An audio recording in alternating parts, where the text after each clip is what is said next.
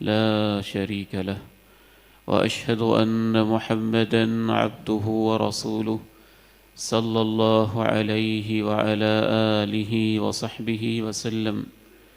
اللهم صل على محمد وعلى آل محمد كما صليت على إبراهيم وعلى آل إبراهيم إنك حميد مجيد. اللهم بارك على محمد وعلى آل محمد كما باركت على إبراهيم وعلى آل إبراهيم إنك حميد مجيد.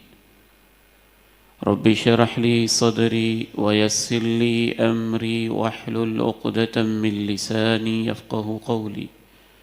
اللهم طهر قلبي من النفاق وعملي من الرياء ولساني من الكذب وعيني من الخيانة، فإنك تعلم خائنة الأعين وما تخفي الصدور. اللهم آت نفسي تقواها وزكها فأنت خير من زكاها، أنت وليها ومولاها. أما بعد، فإن خير الحديث كتاب الله، وخير الهدي هدي محمد صلى الله عليه وسلم، وشر الأمور محدثاتها، وكل محدثة بدعة، وكل بدعة ضلالة، وكل ضلالة في النار. أعوذ بالله السميع العليم من الشيطان الرجيم، من همزه ونفخه ونفثه. بسم الله الرحمن الرحيم. يا أيها الذين آمنوا اتقوا الله ولتنظر نفس ما قدمت لغد واتقوا الله إن الله خبير بما تعملون. ولا تكونوا كالذين نسوا الله فأنساهم أنفسهم أولئك هم الفاسقون. لا يستوي أصحاب النار وأصحاب الجنة، أصحاب الجنة هم الفائزون. لو أنزلنا هذا القرآن على جبل لرأيته خاشعا متصدعا من خشية الله. وتلك الأمثال نضربها للناس لعلهم يتفكرون. اے ایمان والو، اللہ کے حکموں کی پابندی کرو، جو اس نے حکم دیا ہے بجا لاؤ، جہاں سے روکا ہے رک جاؤ. اور ہر ایک کو چاہیے کہ اچھی طرح غور و فکر کر لے اس نے اپنے کل کے لیے آگے کیا بھیجا ہوا ہے. اللہ کے حکموں کی پابندی کرتے رہو. یقیناً اللہ تعالیٰ کو پوری طرح خبر ہوتی ہے جو کچھ بھی تم کر رہے ہوتے ہو. اور دیکھو، ان لوگوں کی طرح نہ ہو جانا نسوا اللہ، جو اپنے رب کو بھلا بیٹھے. فَأَنْسَاهُمْ أَنفُسَهُمْ، تو اللہ نے اس کی سزا ان کو یہ دی کہ حقیقت میں ان کو اپنا آپ ہی بھلوا دیا. یہی لوگ الفاسقون ہیں، میری اطاعت سے بغاوت کرنے والے. دیکھو، لا يستوی اصحاب النار و اصحاب الجنہ، جنت والے اور دوزخ والے برابر تو نہیں ہوتے. اصحاب الجنت هم الفائزون، جنت والے ہی کامیاب ہیں. لو انزلنا هذا القرآن على جبل، اور دیکھو یہ میرے قرآن کی باتیں ہیں، ان کو سن کے آئی گئی نہ کر دینا. اگر ہم نے اس قرآن کو پہاڑ پر بھی اتارا ہوتا اور یہ باتیں ہم نے پہاڑ کو بھی سمجھائی ہوتی، لَرَأَيْتَهُ خَاشِعًا مُتَصَدِّعًا، تو تم دیکھتے کہ وہ بھی سہم جاتا اور اللہ کی خشیت سے پھٹ جاتا. اور یہ مثالیں ہم لوگوں کے لیے اس لیے بیان کر رہے ہیں تاکہ وہ غور و فکر کریں. آج کے اس خطبہ جمعۃ المبارک میں دل چاہتا ہے کہ آپ کو اللہ کا کلام ہی سنایا جائے، اللہ ہی کی باتیں سنائی جائیں۔ جو نصیحت اللہ کی باتوں سے مل سکتی ہے وہ کسی خطیب کے وعظ سے حاصل نہیں ہو سکتی۔ جو تاثیر اللہ نے اپنے کلام کے اندر رکھی ہوئی ہے وہ کسی واعظ کی تقریر میں نہیں آ سکتی ہے۔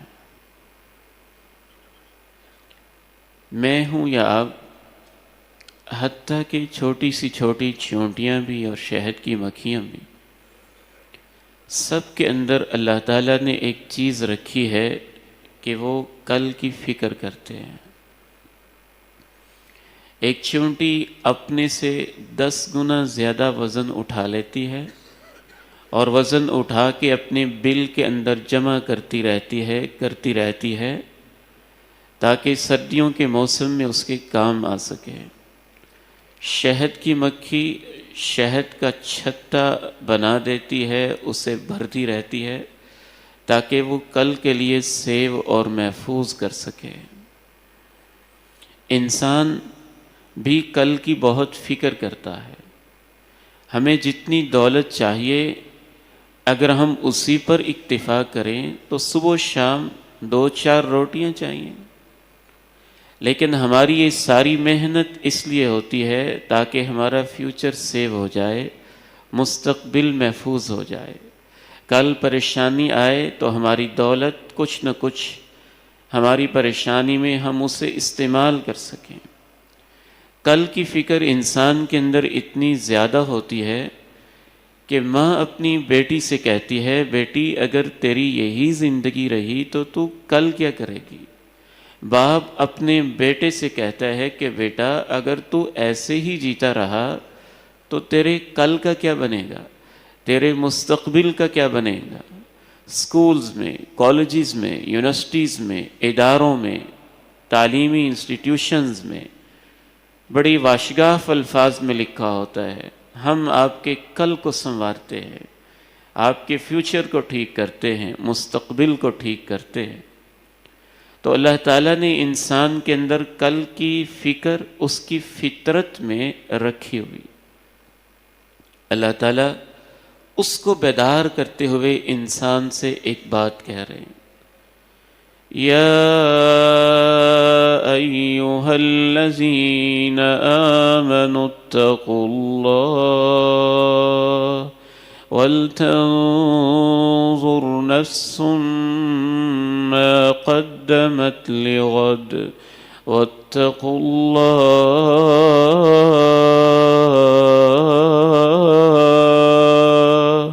ان اللہ خبیر بما تعملون۔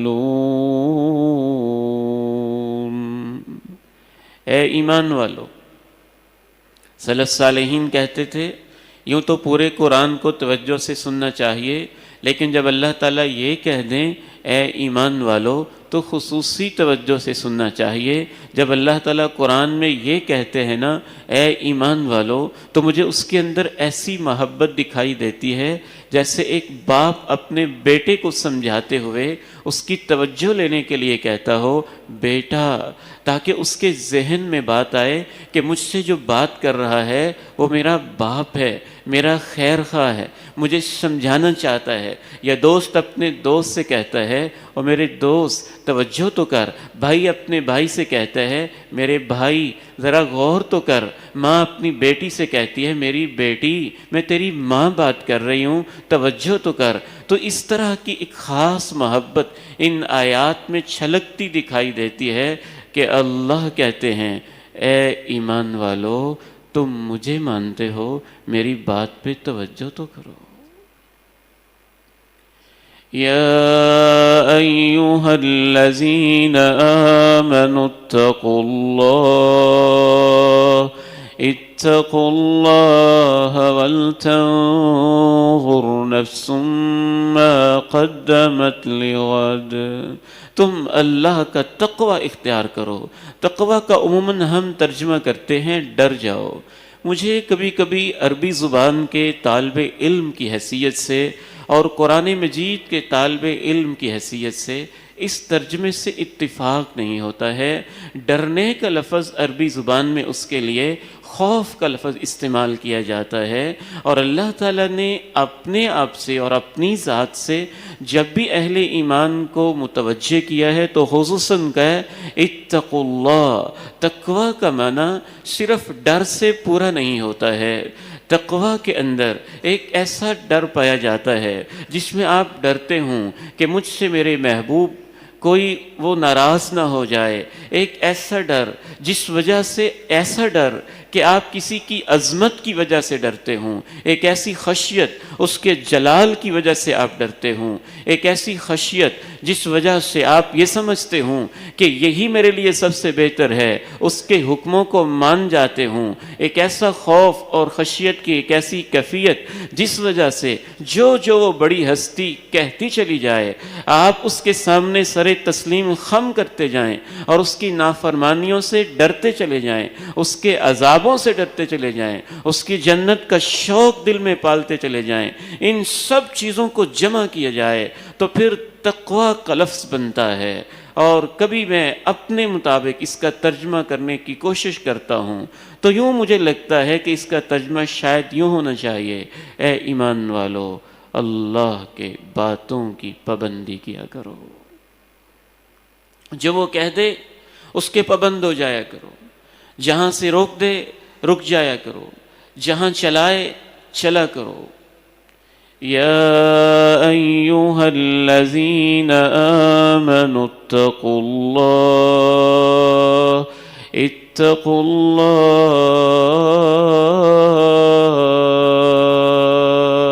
اے ایمان والو اللہ کے حکموں کی پابندی کرتے رہو۔ وَلْتَنظُرْ نَفْسٌ مَّا قَدَّمَتْ لِغَدٍ وَاتَّقُوا اللَّهَ إِنَّ اللَّهَ خَبِيرٌ بِمَا تَعْمَلُونَ۔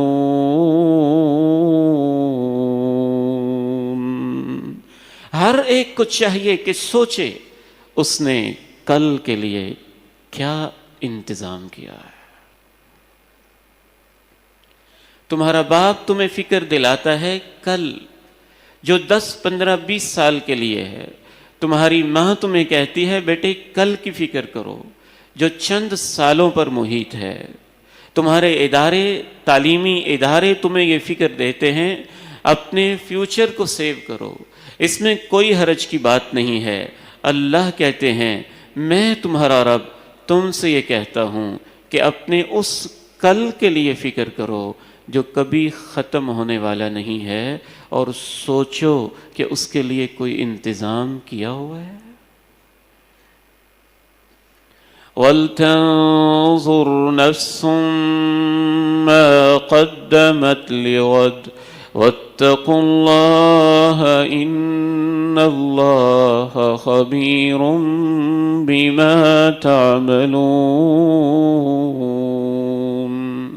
اور کل کے لفظ میں بھی ایک بڑی خوبصورتی ہے، یہ اس بات کی طرف اشارہ کرتا ہے کہ تم دنیا جتنی بھی جی لو، چاہے تم 1000 سال رہ لو، چاہے تم یہاں پہ کئی صدیاں رہ لو، لیکن یہ ایسے ہی ہے جیسے تم ایک دن رہے ہو، اور بس جیسے تمہاری آنکھیں بند ہونی ہیں تمہارا مستقبل تب شروع ہونا ہے۔ میں تمہارا رب کہتا ہوں سوچو کہ تم نے کل کے لیے کیا کیا ہے۔ امام ابن کثیر رحمہ اللہ اس آیت کی تفسیر میں کیا عظیم قول لکھتے ہیں جو جناب عمر رضی اللہ تعالی عنہ کی طرف منسوب ہے۔ وہ فرمایا کرتے تھے حاسبوا انفسکم قبل ان تحاسبوا وزنوا اعمالکم قبل ان توزنوا، اس سے پہلے کہ رب کی عدالت میں تمہاری زندگی کا حساب ہو تم خود بھی تو اپنا احتساب کر لیا کرو، اور اس سے پہلے کہ اللہ کے میزان میں تمہیں تولا جائے خود بھی اپنا وزن کر لیا کرو کہ میرا وزن کہاں جا رہا ہے، زندگی کہاں جا رہی ہے۔ میں اپنے آپ سے کہنا چاہتا ہوں کہ اس ہفتے میں، اس سال میں، 10 سال میں، مہینے میں، عشرے میں میں نے بڑی بڑی پلاننگز کی ہوں گی، بڑے بڑے منصوبے بنائے ہوں گے، اور آج کل تو دنیا میں اسپیشلی ورکشاپس کروائی جاتی ہیں، کورسز کروائے جاتے ہیں کہ آپ نے اپنے فیوچر کے لیے پلاننگ کیسے کرنی ہے، منصوبہ بندی کیسے کرنی ہے، پھر اس کے لیے اپنی زندگی کو ترتیب کیسے دینا ہے، رب العالمین کہتے ہیں کبھی اس کے لیے بھی سوچا کرو کہ جو کل تمہارا قیامت سے شروع ہونا ہے اور موت کے بعد شروع ہونا ہے، اس کے لیے کیا کچھ کیا ہوا ہے۔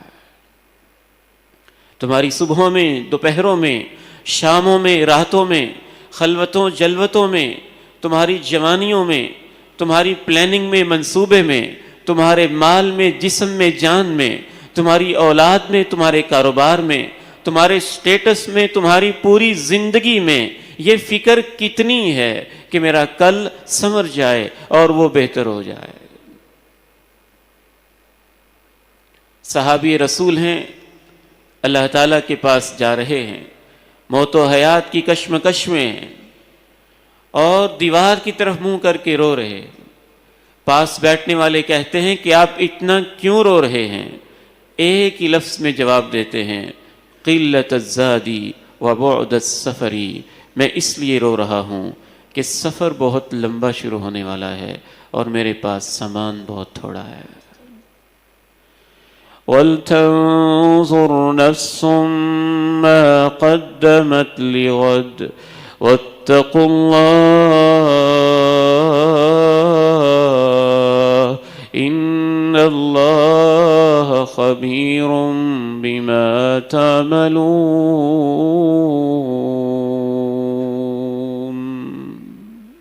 جن کو کل کی فکر ہوتی تھی وہ واقعتاً بے چین رہتے تھے، ان کی راتیں بھی اور ہوتی، صبح بھی اور ہوتی، ان کی زندگی کے جینے کے انداز ہی اور ہوتے ہیں۔ اللہ تعالیٰ نے وہ انداز بھی اپنے قرآن میں بیان کیے۔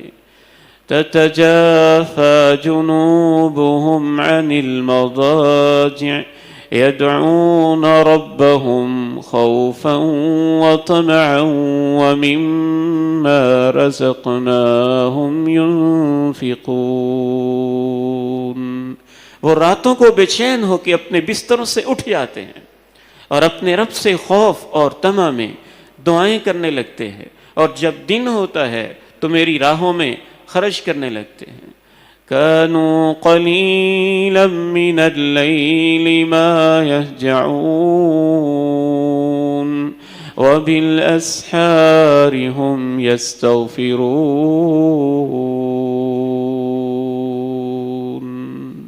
وہ راتوں کو جاگتے رہتے ہیں، دعائیں کرتے رہتے ہیں، اور شہری کا جب وقت ہوتا ہے تو وہ اللہ تعالیٰ سے معافیہ مانگنے لگتے ہیں۔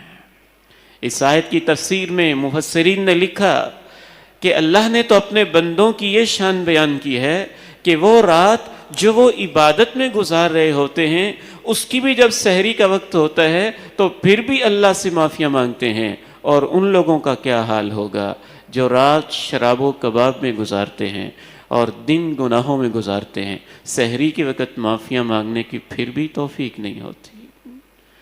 كانوا قليلا من الليل ما يهجعون وبالأسحار هم يستغفرون ولتنظر نفس ما قدمت لغد واتقوا الله إن الله خبير بما تعملون۔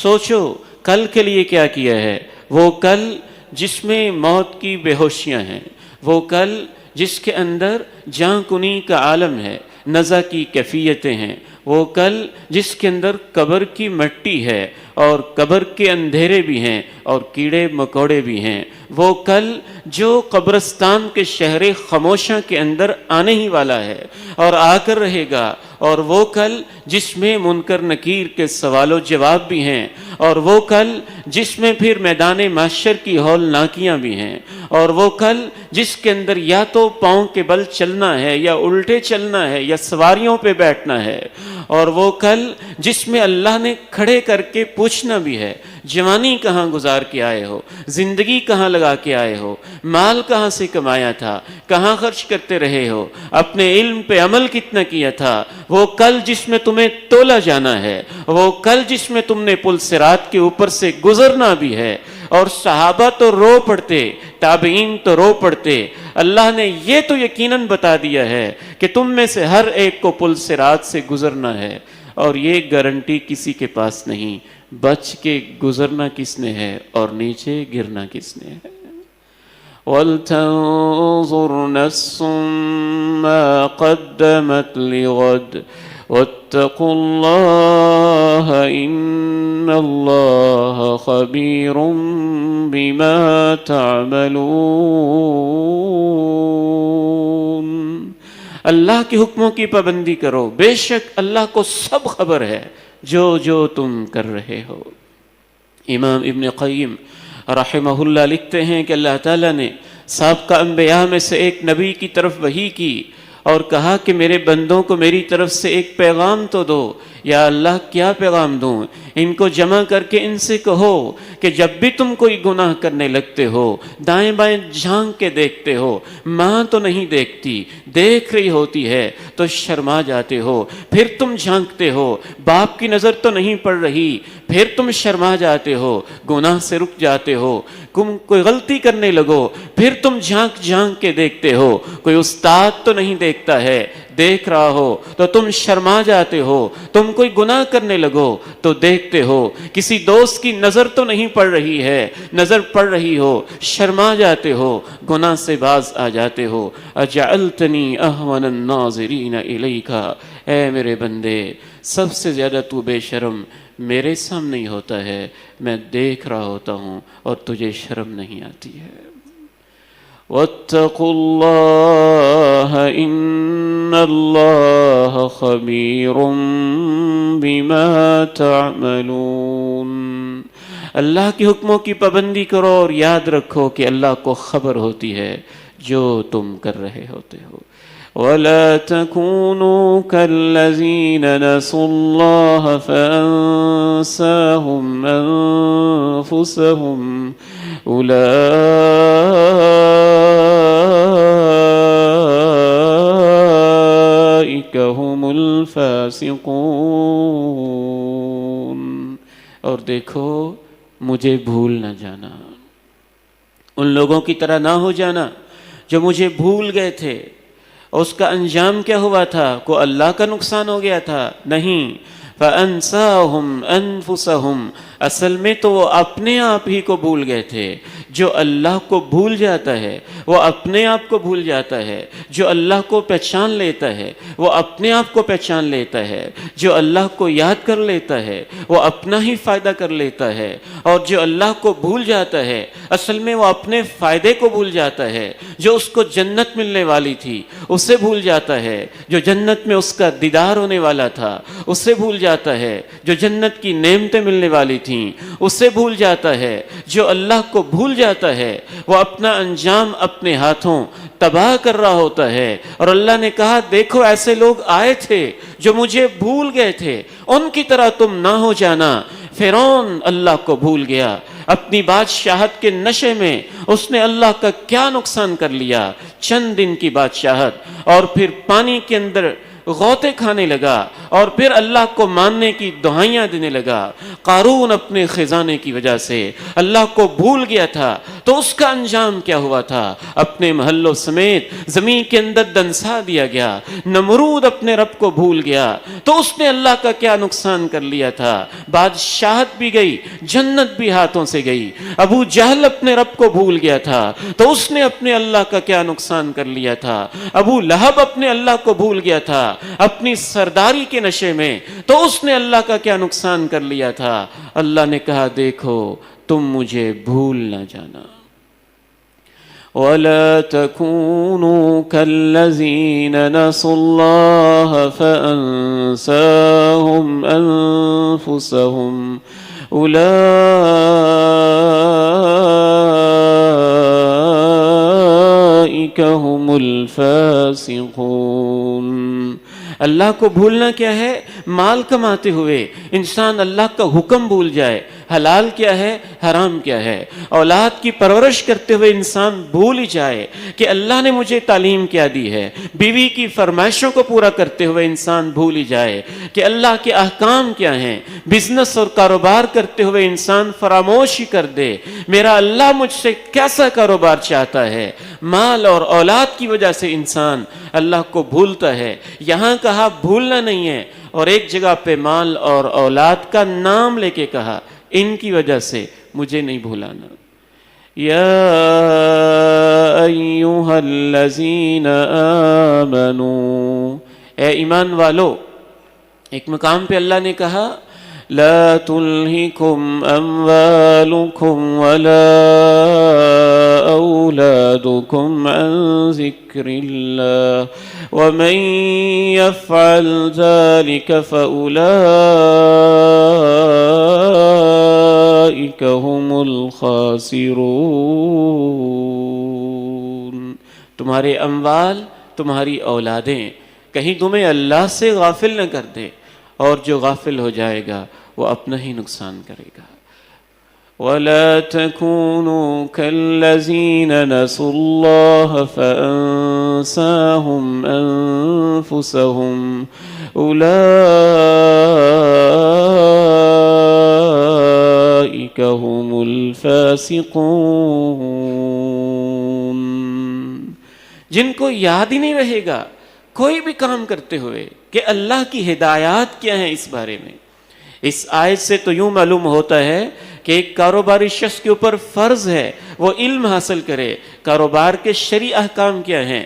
بزنس مین کے لیے ضروری ہے اسے پتہ ہو کہ بزنس کے لیے شریعت نے اصول تجارت کیا دیے ہیں، حلال اور حرام کی حدود و قیود کیا ہیں۔ ایک باپ کو پتہ ہونا چاہیے اولاد کی تربیت کے اصول اور ضابطے کیا ہیں۔ ایک شوہر کو معلوم ہونا چاہیے ازدواجی زندگی کے بارے میں شرعی رہنمائی کیا ہے۔ ایک معلم کو پتہ ہونا چاہیے کہ بطور معلم میری ذمہ داریاں اور میرے فرائض کیا ہیں۔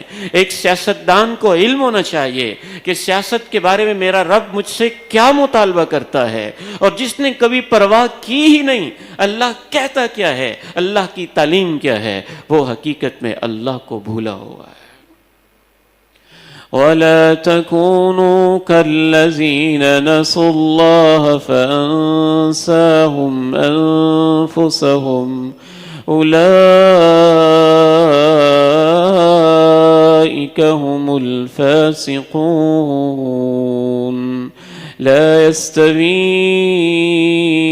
أصحاب النار وأصحاب الجنة، أصحاب الجنة هم الفائزون۔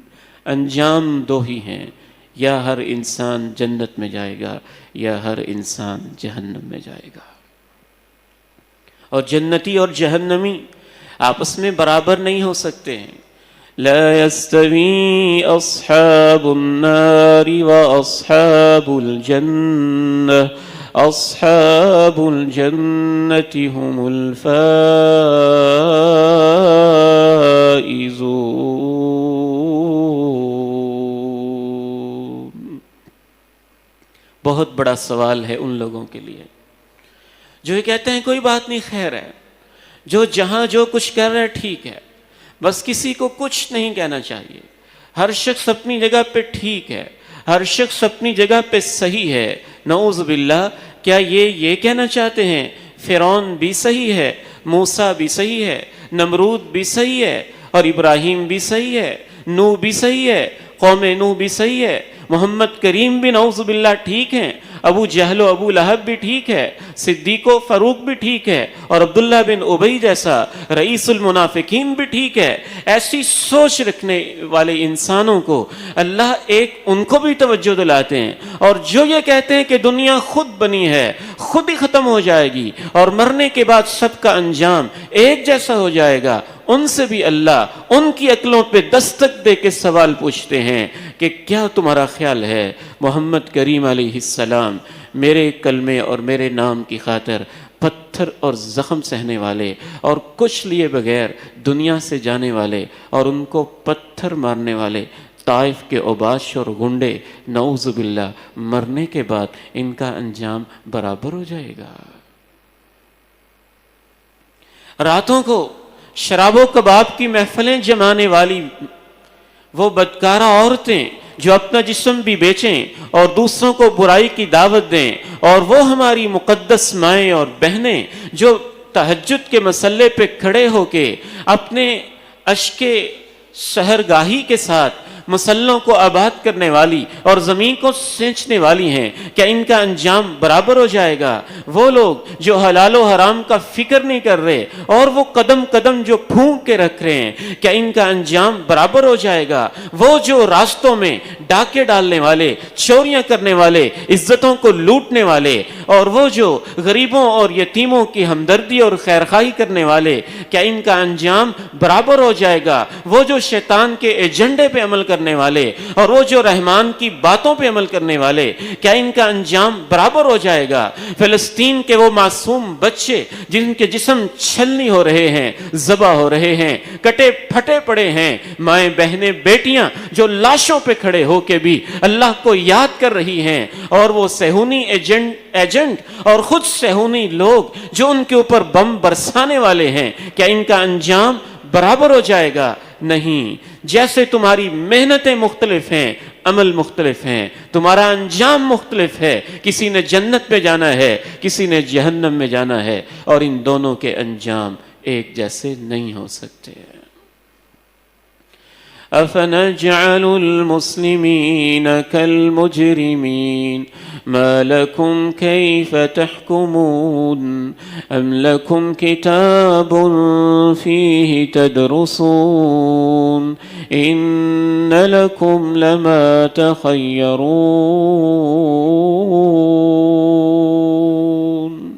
کیا ہم فرما برداروں کو اور مجرموں کو ایک ہی صف میں کھڑا کر دیں گے؟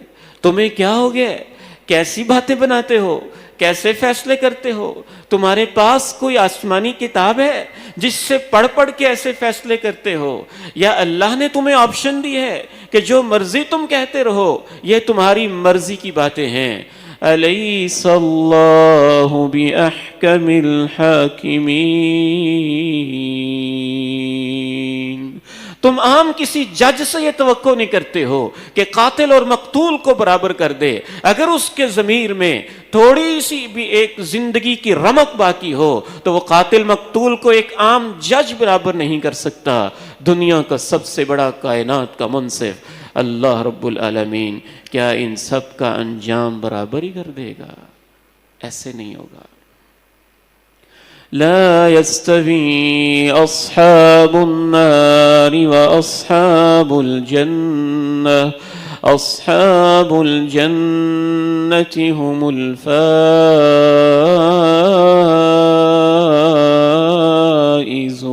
الفائزون۔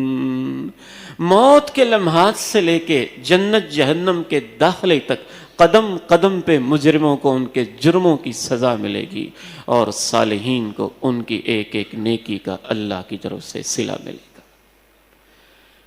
مرتے ہوئے ہی ان کو اپنے گناہ یاد آ رہے ہوں گے کہ ہم کیا کرتے رہے۔ امام ابن قیم رحمہ اللہ فرماتے ہیں، ایک ہے علم الموت، مرنے کی تکلیف، اور ایک ہے حسرت الفوت، جو گناہ کیے ہیں اور موقع ضائع کیے ہیں ان کو یاد کرنے کی تکلیف۔ اور فرماتے ہیں کہ موت کی تکلیف انسان کو کم ہوتی ہے، اور حسرت الفوت جو زندگی میں موقع ضائع کیے یا گناہ کے اندر گزارے ان کو یاد کر کے مرتے ہوئے تکلیف زیادہ ہو رہی ہوتی ہے۔ رب لولا أخرتني إلى أجل قريب فأصدق وأكن من الصالحين ولن يؤخر الله نفسا إذا جاء أجلها واللہ خبیر بما تعملون۔ ان کی قبر کی زندگی بھی برابر نہیں ہو سکتی، میدان محشر بھی ان کے لیے برابر نہیں ہو سکتا۔ کسی کے لیے تو میدان محشر نے 50,000 سال کا طویل اور لمبا ہو جانا ہے، گزرنے کا نام ہی نہیں لے گا، اور کسی کے لیے میدان محشر ایسا بھی ہوگا جیسے ایک پکنک پوائنٹ ہوتا ہے، حوض کوثر کی نہر بہتی ہوگی، چشمے رواں دواں ہوں گے، امام کائنات بیٹھے ہوں گے اور اس پکنک پوائنٹ پہ بیٹھے اپنے پیغمبر کے حوض سے پانی پی رہا ہوگا۔ کسی کے لیے میدان محشر ایسا ہونا ہے جیسا کہ اس کو پاؤں اور پیشانی کے بالوں سے باندھ کے اور جکڑ کے دھکے دے کے چلایا جا رہا ہو، اور کسی کے لیے ایسا بھی ہونا ہے کہ اللہ اعلان کرے گا، آؤ میری خاطر محبت کرنے والے کہیں اور ڈرنے والے کہاں ہیں، اور جوانی کی حفاظت کرنے والے کہیں اور خفیہ میری راہوں میں خرچ کرنے والے کہیں، اور بادشاہت کے تخت پہ بیٹھ کے عدل و انصاف کرنے والے کہاں ہیں۔ آج میں تمہیں اپنے عرش کے سائے کے نیچے جگہ دینا چاہتا ہوں۔ لا يستوي أصحاب النار وأصحاب الجنة أصحاب الجنة هم الفائزون۔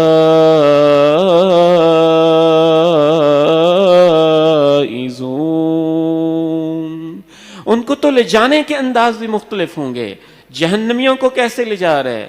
یوم یدعون الی نار جہنم دعا، فرشتوں نے کوڑے ہاتھ میں پکڑے ہیں، ان کے منہوں سے آگ برس رہی ہے، ڈانٹ کے جملے ہیں کہے جا رہے ہیں، اور ان کی پیٹھوں اور چہروں کے اوپر مار مار کے دھکے دے کے ان کو جہنم کی طرف لے جایا رہا ہے۔ وَسِيقَ الَّذِينَ اتَّقَوْا رَبَّهُمْ إِلَى الْجَنَّةِ زُمَرًا، اور جنتیوں کو گروہ در گروہ 70,000 وہ لوگ ہیں جن کے چہرے 14ویں کے چاند کی طرح چمک رہے ہیں، امام کائنات ان کے آگے آگے ہیں اور یہ 70,000 ان کے پیچھے پیچھے ہیں، اور فرشتے کے پروٹوکول کے اندر ان کو سلام سلام کہہ کے اور سرخ سواریوں کے اوپر بٹھا کے بغیر کسی زحمت اور تکلیف ہے ان کو جنت کے دروازوں پہ پہنچایا جا رہا ہے، اور جنت کے دروازوں سے ان کو آوازیں آ رہی، آ جا اللہ کے بندے، میں تیرے انتظار میں ہوں۔ لا يستوي أصحاب النار وأصحاب الجنة أصحاب الجنة هم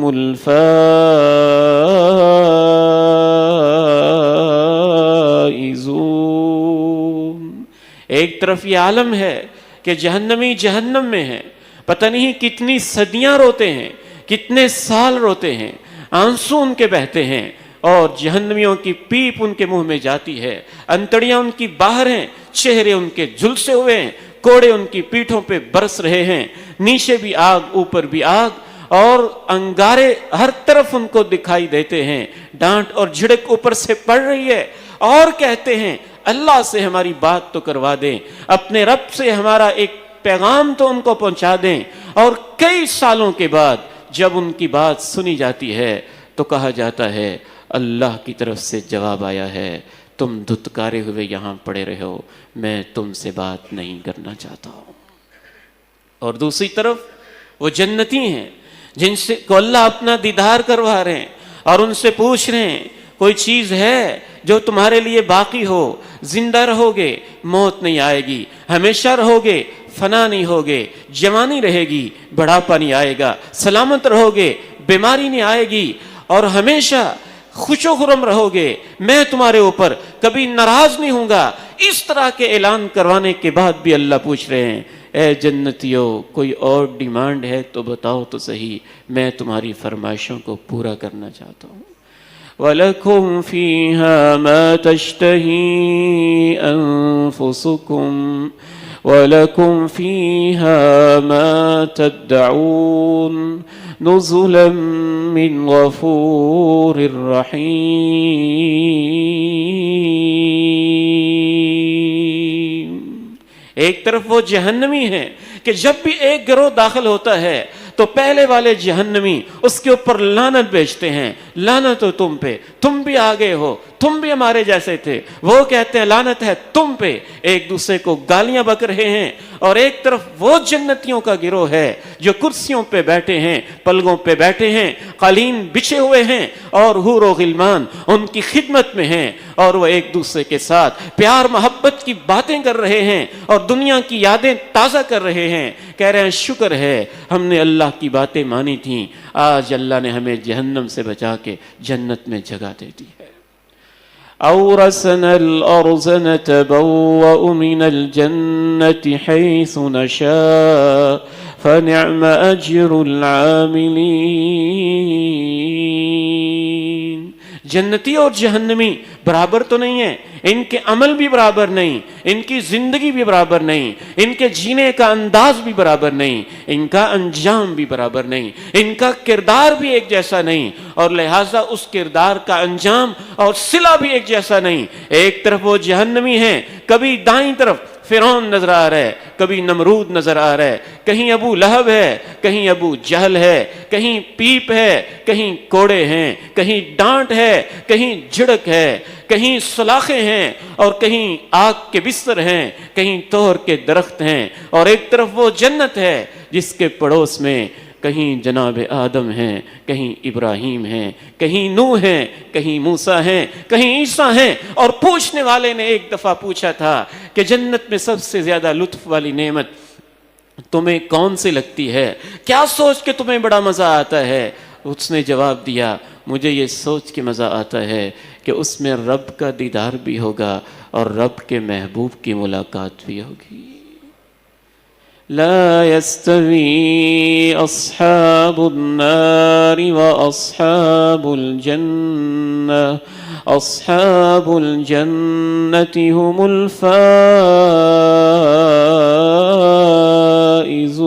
الفائزون أصحاب الجنة هم الفائزون۔ امام کائنات فرماتے ہیں دنیا میں سب سے زیادہ ناز و نعمت کے اندر پلنے والا، جس کو دنیا میں کبھی کوئی تکلیف نہیں آئی تھی، کبھی اس نے دکھ درد کا نام جانا ہی نہیں تھا، بس اس کو لایا جائے گا اور اسے کہا جائے گا جہنم میں صرف ایک دفعہ اس کو غوطہ دلا کے واپس لے کے آؤ، واپس لیا جائے گا، اس سے پوچھا جائے گا بتاؤ تیری زندگی کیسی گزری؟ جواب دے گا دنیا میں کبھی مجھے کوئی آرام ملا ہی نہیں تھا۔ اور وہ جس کی زندگی تکلیفوں پریشانیوں میں دکھوں میں گزری ہے، الجھنوں میں گزری ہے، اور بے وفاؤں کی بے وفائیوں میں گزری ہے، اس کو بلا کے اللہ رب العزت کہیں گے اس کو میری جنت کی ایک دفعہ بس سیر تو کروا کے لاؤ۔ سیر کروا کے واپس لیا جائے گا اور پوچھا جائے گا تیری زندگی کیسی گزری ہے؟ کہے گا اللہ مجھے تو زندگی میں کبھی کوئی تکلیف پہنچی ہی نہیں ہے۔ لا يستوي أصحاب النار وأصحاب الجنة أصحاب الجنة هم الفائزون۔ آخری آیت کا پیغام سن لیجئے۔ لو أنزلنا هذا القرآن على جبل لرأيته خاشعا متصدعا من خشية الله وتلك الأمثال نضربها للناس لعلهم يتفكرون۔ اللہ بھی جب اپنے بندوں کو سمجھاتے ہیں تو کمال ہی کر دیتے ہیں۔ کہا میرے بندو یہ میری باتیں ہیں، یہ میرا قرآن ہے، یہ میرا کلام ہے، اگر اس کو بھی تم سن کے ٹس سے مس نہیں ہو رہے ہو تو پھر اپنے دل کی خبر لو، دیکھو اس کے اوپر کیا زنگ چڑھ گئے ہیں اور کیا پتھر ہے جو تمہارے سینے کے اندر رکھا ہوا ہے۔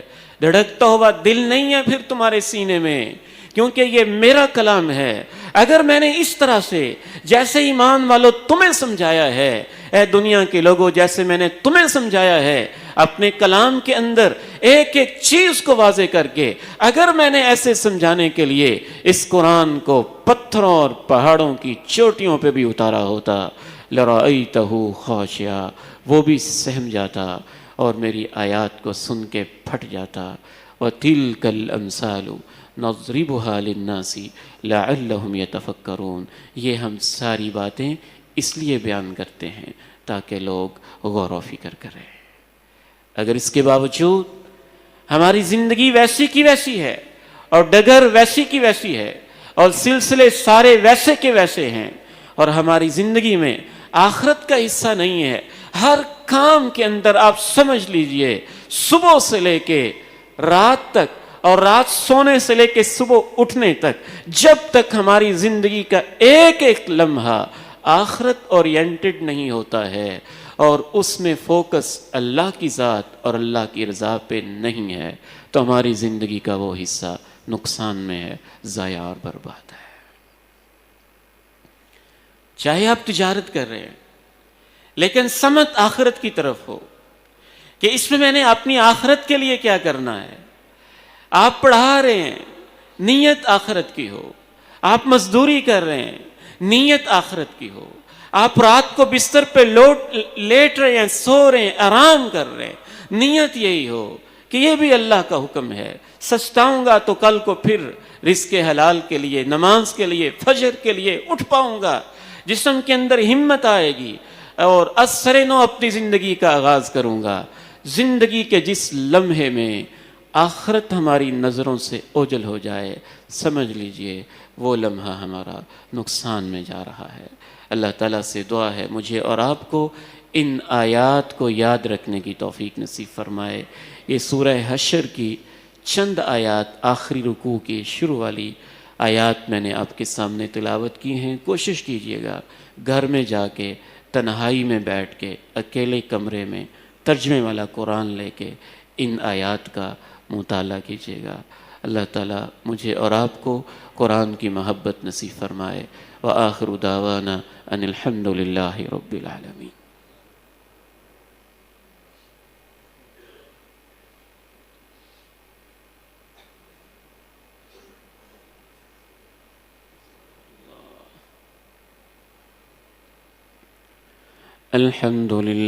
الحمد لله نحمده ونستعينه ونستغفره ونعوذ بالله من شرور أنفسنا ومن سيئات أعمالنا، أشهد أن لا إله إلا الله وحده لا شريك له، وأشهد أن محمدا عبده ورسوله صلى الله عليه وعلى آله وصحبه وسلم۔ أعوذ بالله السميع العليم من الشيطان الرجيم، من همزه ونفخه ونفثه۔ يا أيها الذين آمنوا اتقوا الله ولتنظر نفس ما قدمت لغد واتقوا الله إن الله خبير بما تعملون۔ اے ایمان والو، اللہ کے احکام کی پابندی کرو۔ ہر ایک کو چاہیے کہ سوچے اس نے کل کے لیے آگے کیا بھیجا ہے۔ اللہ کے حکموں کی پابندی کر کے جیو، بے شک اللہ کو سب پتہ ہے جو تم کر رہے ہو۔